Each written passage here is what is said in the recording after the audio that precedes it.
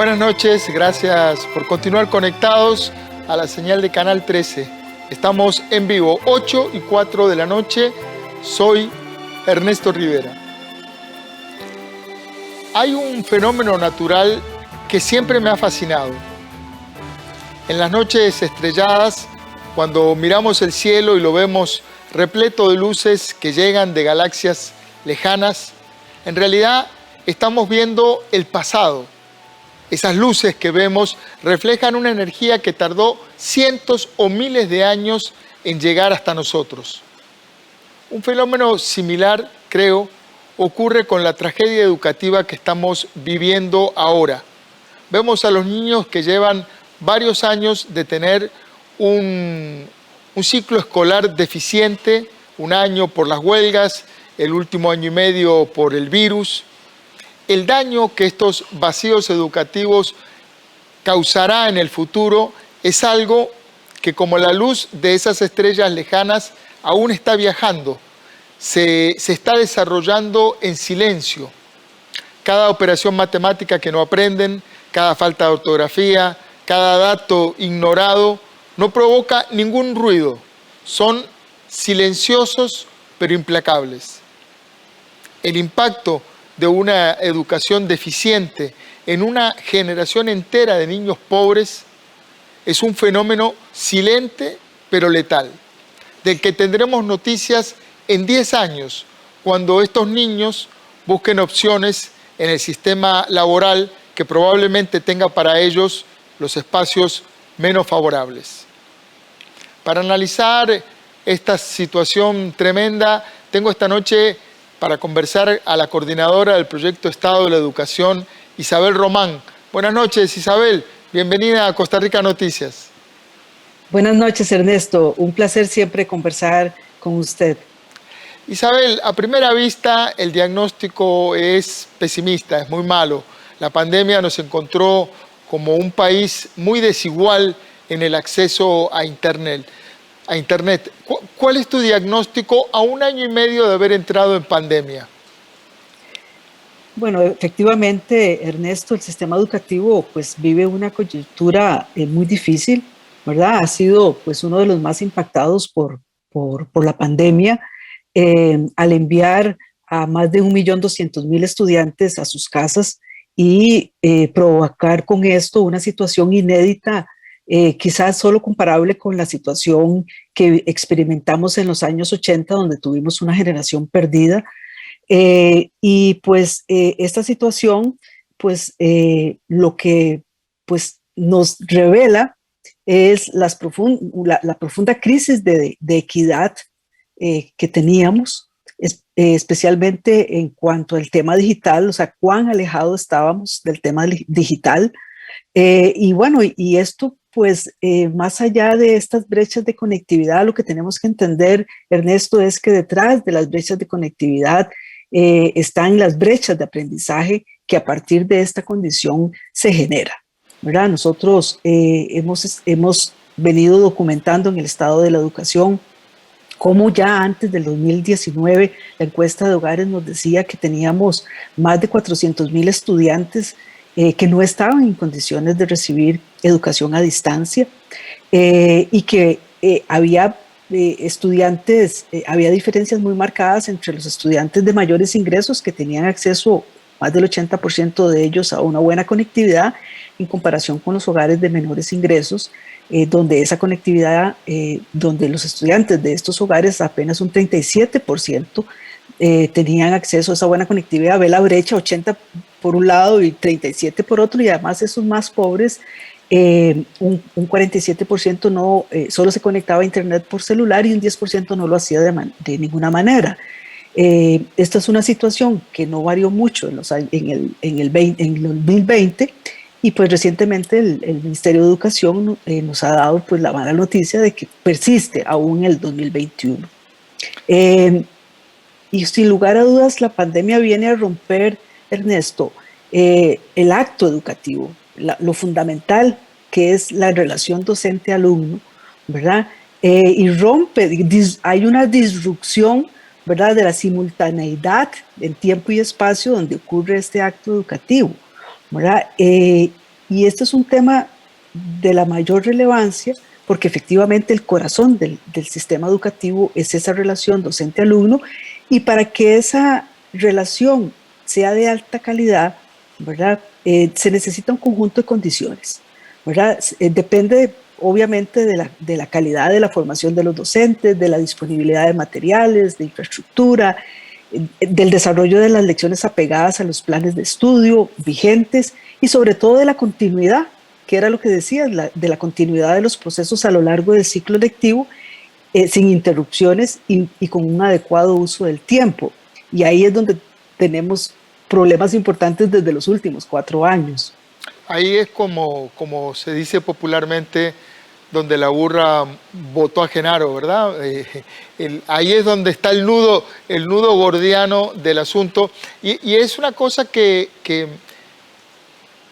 es muy frustrante porque uno tiene la percepción de que los recursos para conectar a los niños con los maestros están. Es decir, lo que está ocurriendo es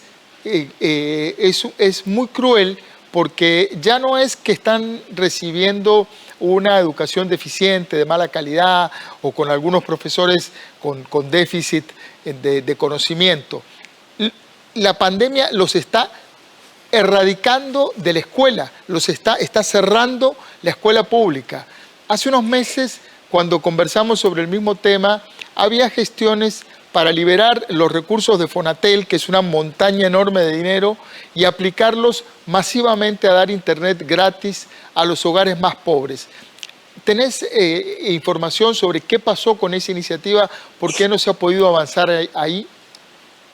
Bueno, en realidad, como bien decís, Ernesto, el tema es, el país ha venido generando las condiciones, ¿verdad? O sea, generando las condiciones no solamente para que no tengamos estas brechas de conectividad, y tenemos más de 12 años desde que ¿verdad? Se aprobó la ley de telecomunicaciones, en términos de los recursos, pero no ha sido posible, digamos, avanzar tan rápidamente como el país lo requería. Y además, en términos de los contenidos y del enfoque de cómo usar las tecnologías, también el país fue visionario en América Latina, ¿verdad?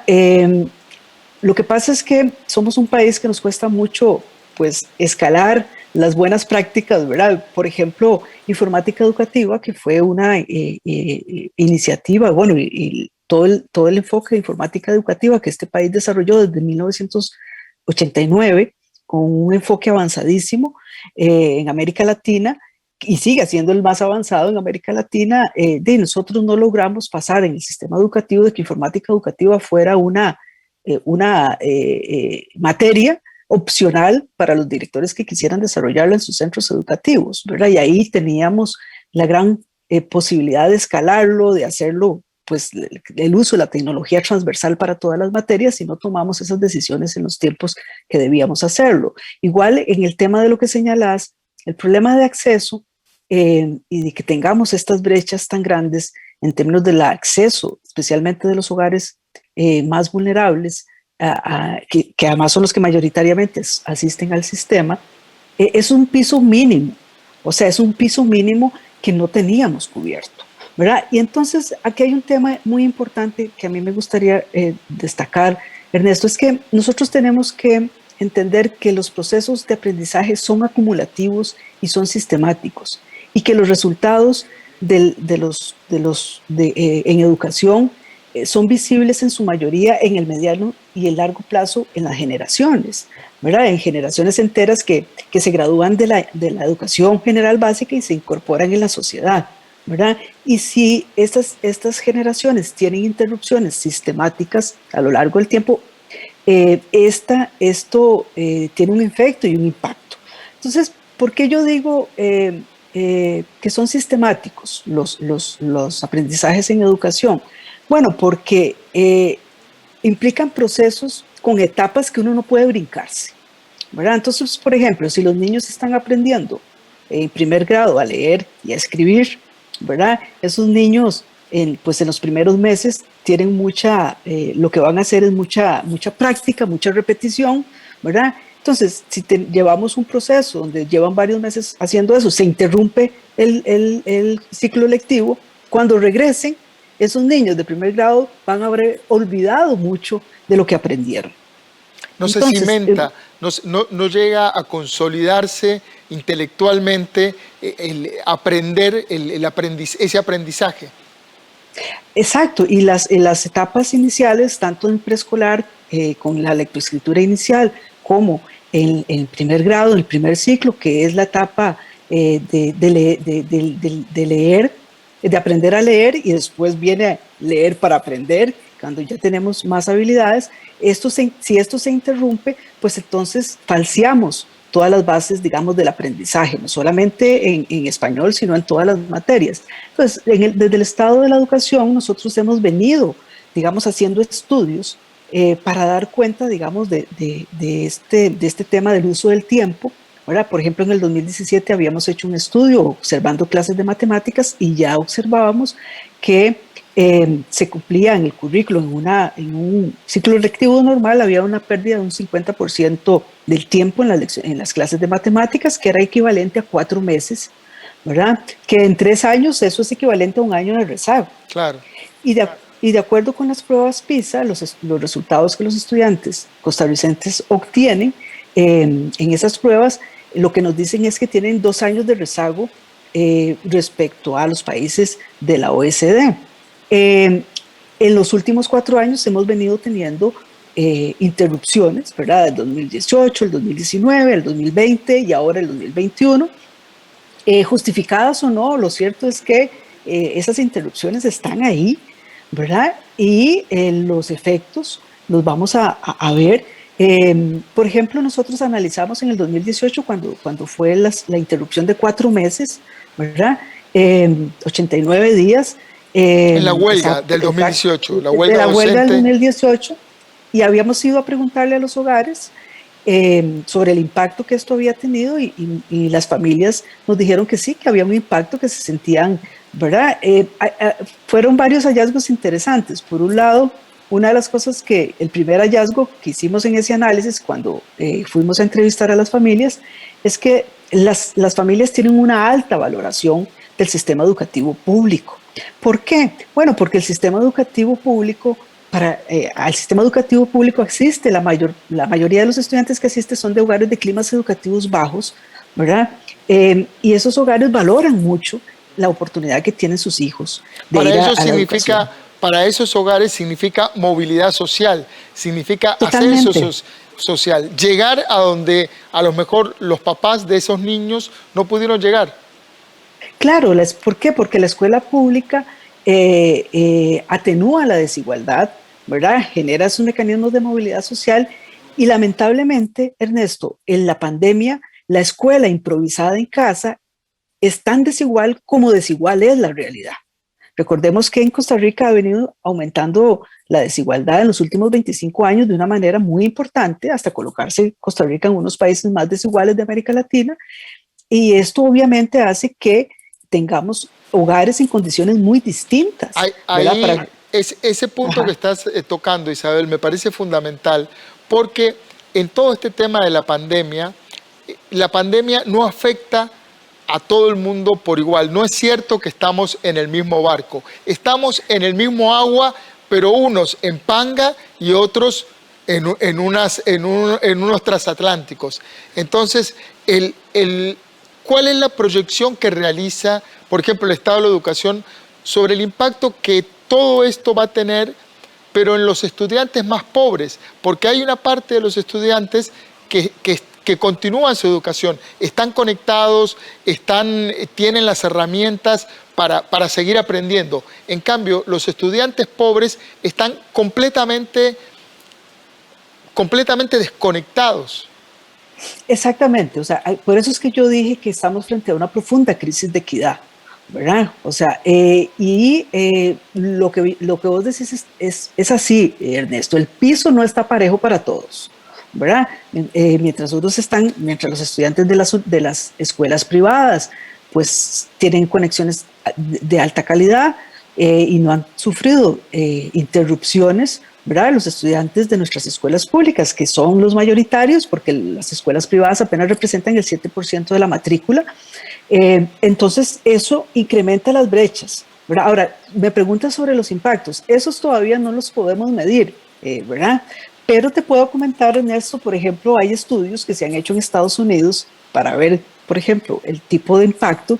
Y ve que interesante, en Estados Unidos, como bien sabes, es un país donde por muchos años ha habido una persistencia de disparidades en el rendimiento entre estudiantes de distintos niveles de ingreso y también entre blancos, negros, hispanos, ¿verdad? Y ve que interesante, en estudios que han hecho en Estados Unidos, sobre esas brechas de rendimiento que existen, por ejemplo, entre estudiantes blancos y estudiantes negros, ellos han llegado a calcular que esa brecha de rendimiento es equivalente a 525 mil millones de dólares al año, más o menos equivalente entre el 2 y el 4% del Producto Interno Bruto de los Estados Unidos. O la diferencia entre los estudiantes pobres y los estudiantes ricos, el costo, digamos, de esa brecha es cercana a los 670 mil millones de dólares, aproximadamente el 3 al 4% del Producto Interno Bruto de Estados Unidos. Si juntamos esas dos brechas,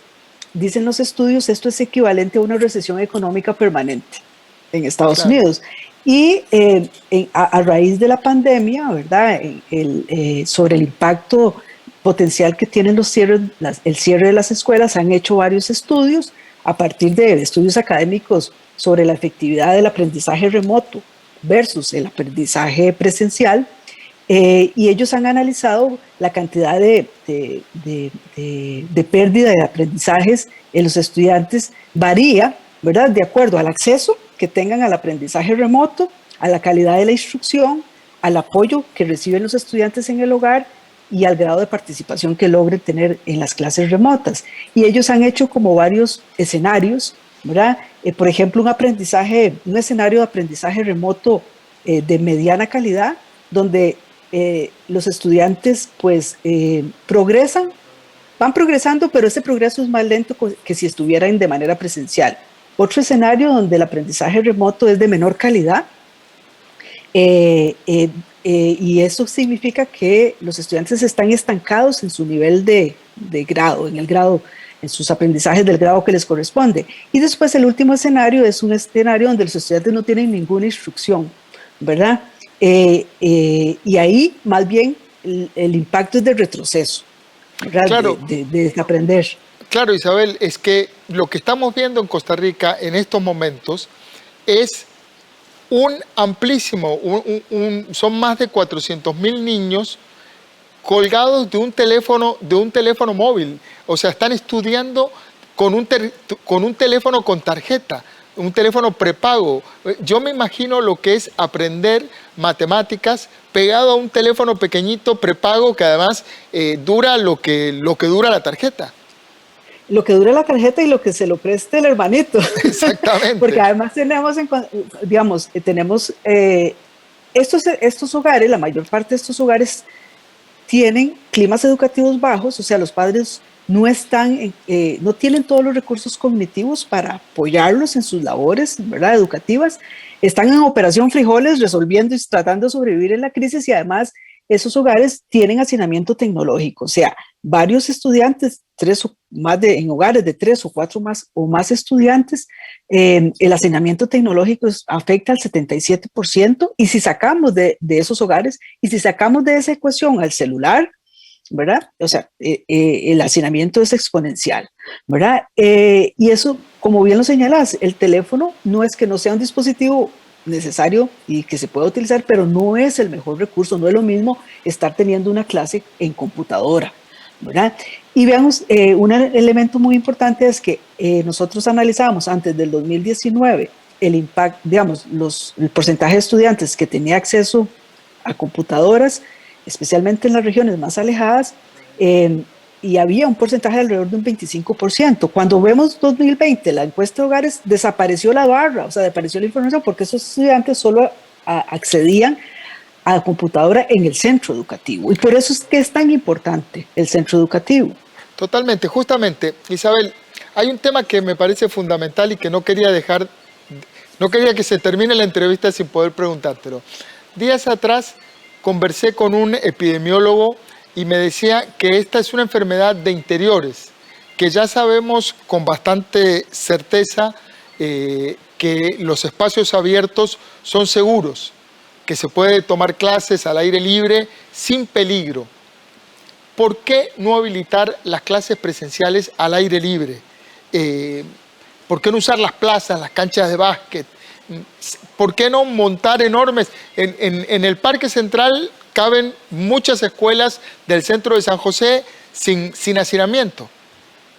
Bueno, efectivamente, todas estas decisiones pues, han estado muy sujetas a las recomendaciones de los epidemiólogos, ¿verdad? Yo en este sentido pues no discuto esas decisiones porque aquí hablan los expertos, ¿verdad? Sin embargo, sí, efectivamente, lo que señalás, en muchos países han desarrollado estrategias de atención diferenciadas a esos estudiantes más vulnerables. Por ejemplo, en Uruguay, digamos, en el caso de las zonas rurales, ¿verdad? Se trabajó con las escuelas en las zonas rurales que tienen espacios más abiertos, ¿verdad?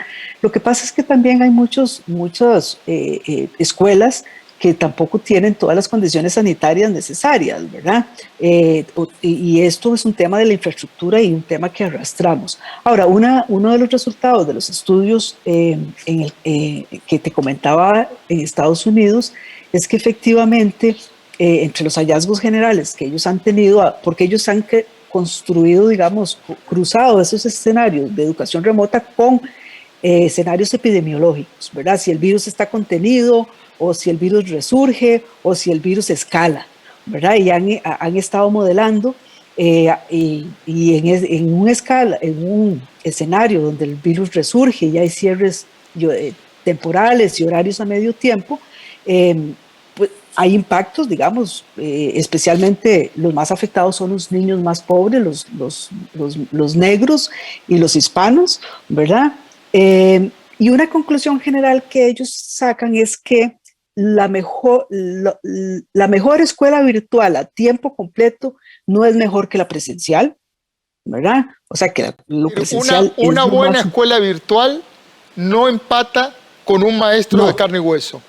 No, ¿verdad? Que es lo mismo que la tecnología no sustituye al maestro, ¿verdad? El maestro es el más importante. Otro hallazgo es que efectivamente la mayor pérdida de aprendizaje es mayor entre los estudiantes más vulnerables, los más pobres, ¿verdad? ¿Y por qué? Bueno, porque esos estudiantes tienen menos probabilidades de acceso a una educación remota de calidad. ¿Por qué? Porque no tienen los espacios suficientes y adecuados en sus casas, porque no tienen los dispositivos suficientes, porque no tienen una internet de buena calidad y porque no tienen apoyo suficiente de sus padres porque tienen niveles educativos bajos. Entonces, efectivamente, aquí el tema es cuanto antes volvamos a la presencialidad, ¿verdad?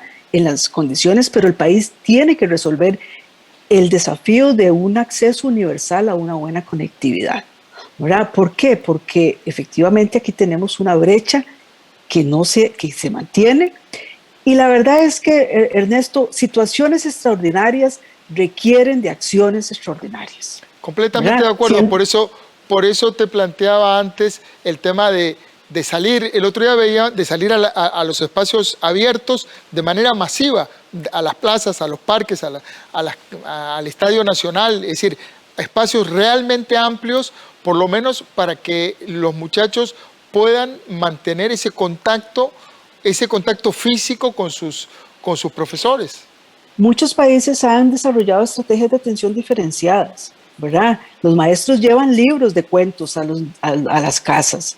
O sea, nosotros necesitamos desplegar esas estrategias de atención diferenciadas, sobre todo, Ernesto, porque lo que se nos viene es un plan donde necesitamos hacer recuperación de los aprendizajes y necesitamos que los daños temporales que esta pandemia ha generado y las interrupciones anteriores han generado en nuestros estudiantes no se conviertan en daños permanentes. Que este apagón pedagógico tenemos que remontarlo, porque al final no solamente es un tema educativo, Estamos hablando que está la competitividad del país comprometida, si lo hablamos, la ansiada competitividad para la ansiada reactivación económica que todos queremos, y también está en juego la democracia, porque al final una generación mal preparada, con niños que no tienen habilidades superiores como la resolución de problemas, como la capacidad crítica, como la capacidad de pedir rendición de cuentas a sus gobernantes,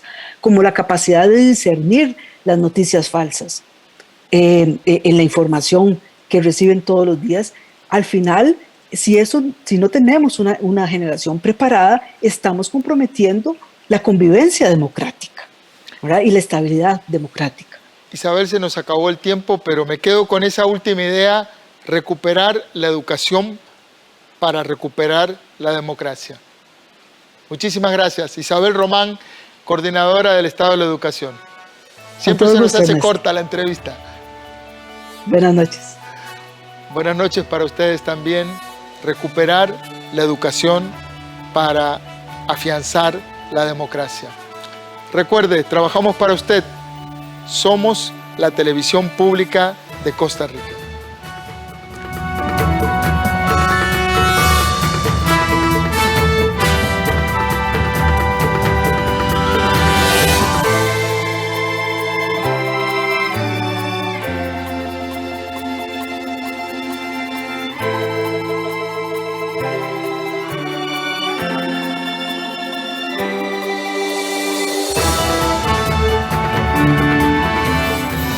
AIA presentó Conversaciones con Ernesto Rivera.